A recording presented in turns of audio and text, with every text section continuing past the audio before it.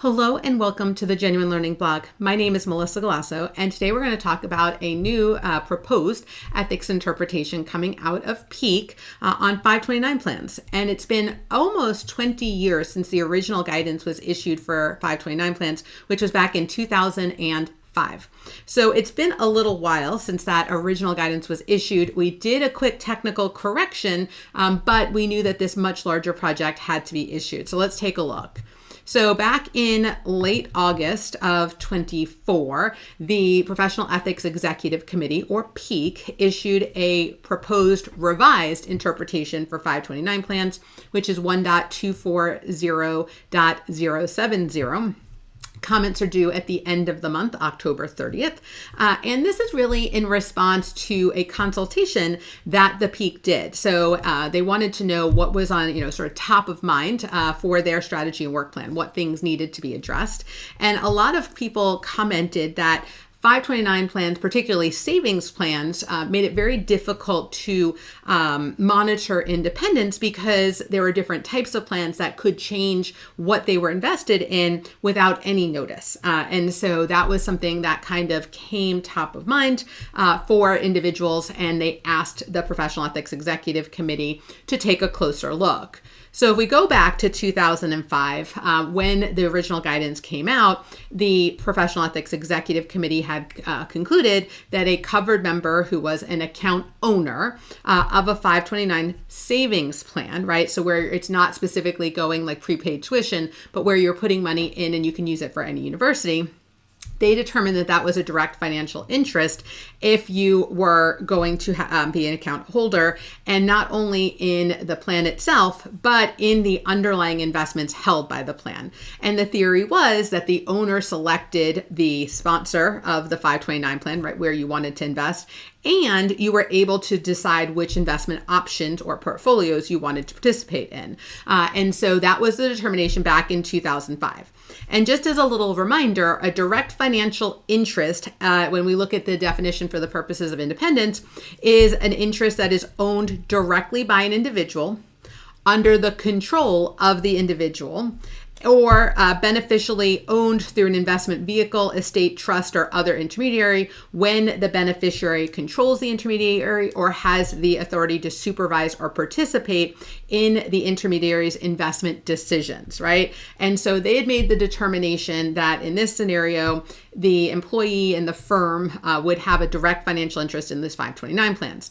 However, they did a lot of research. If you've been following the PEEC meetings, they've actually put copies of different plans from different states and what you could choose to invest in and how they were set up. And so over the last few years, 529 plans are typically in what we call portfolios. So you can select from a portfolio, and there's different types of portfolios. You can have a risk-based portfolio. You can have a year of enrollment portfolio. You can have an age-based portfolio. You could have an individual portfolio. So lots of different choices. So my daughter, who is in high school, is in an age-based, right? So basically when she was a baby, we invested in her 529 plan. And then each year, as she gets closer and closer to going to college, they automatically readjust what we are invested in. They don't have to give us any notice. They just go out and do it. So while I'm selecting the portfolio, and we are able to have access in terms of what are the underlying investments, you're not always notified of changes in the underlying portfolio, particularly age-based plans, right? They just automatically do it as part of the theory that as you get closer to college, you need to have it more liquid, more stable, right? When she was a baby, a lot of equity, a lot of international, and then closer and closer to bonds and cash as you get closer to going to college. And so they're automatically doing it. You've given them the authority to do it. So not always are we getting this. But in addition to these concepts, some of our new understanding is that really you don't own the underlying investment, right? In fact, you own units, right? That's how they actually write your statement, which is really very similar to a more of a mutual fund concept. So it's a unit of participation in a trust. And we really don't have control over what underlying investments are offered, right? So the state gets to decide what they want to do, and they're the ones who make the decisions. In addition, the plan manager can decide to change the portfolio at any time, right? So in this scenario, like age-based ones at various intervals, they automatically are going to do this, and you have no control over the underlying investments in there, right? So going back to sort of the definition of direct financial investment, control is obviously very questionable there.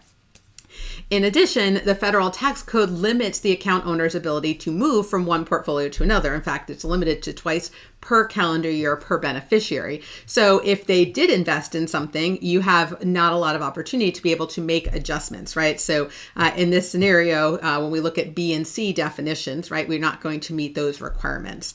And so as a result, looking at this new information around not necessarily being notified, not being able to really control the underlying investment, not having that direct financial interest, the update that was made was several. First, if the plan is a client, then obviously independence would be impaired if the CPA is an account owner. And that applies for both prepaid tuition and savings plans, right? So if you're auditing the actual plan itself, then we have a problem.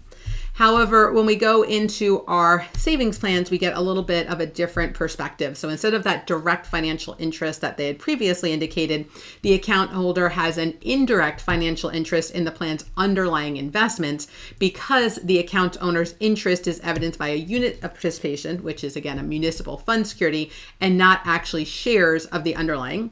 In addition, the account owner does not have the ability to control or influence the underlying investment comprising the plan, right? So in these scenarios, if they're you're going to look at this as an indirect as opposed to direct financial investment.